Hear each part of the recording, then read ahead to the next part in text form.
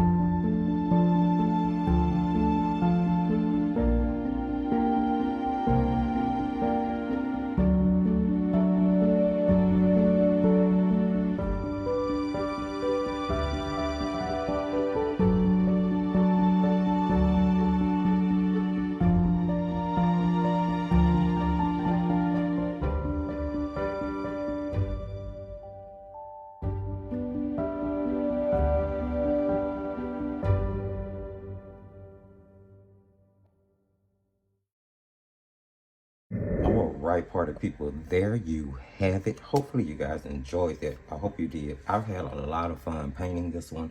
I think I'm going to frame it. It may even end up posted. I have no idea. But hopefully you picked up on, saw something throughout this demo, or heard something throughout this demo that you found helpful to you in some shape, form, or fashion. If you did, please don't forget to give the video a thumbs up. Share the video, because sharing is caring, and maybe someone else would love to see gouache and gouache and granulating ink used together. Jump in the comments section. Let me know, what do you think? Is this a technique you've tried before?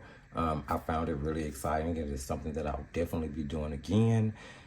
Please, if you're new to the channel, or if you're returning and you haven't subscribed, do hit that subscription button and the notification bell so you will know when all of the new content is released on the channel. And you can always hit up the video description for all of the relevant links. There's going to be the link for the Facebook group where we do all things artsy and crafty. Don't worry, crafters, we have many videos coming out. And I always like to remind people that this is a arts and craft channel, because I do tend to lose subscribers when I start posting crafting videos, and it always surprises me because I'm very transparent, and even the page description for the channel lets you know that it's an arts and craft channel. So guys, just know I do get into crafting. I try to include arts into it as much as I can, but I do get into crafting, and we do have some of those videos that come out on the channel, so enjoy them. And you can hit up the most recommended product list. You can hit up the link for Patreon and Etsy in case you decide to support the channel. And as I tell you at the end of every single video, just keep painting and crafting.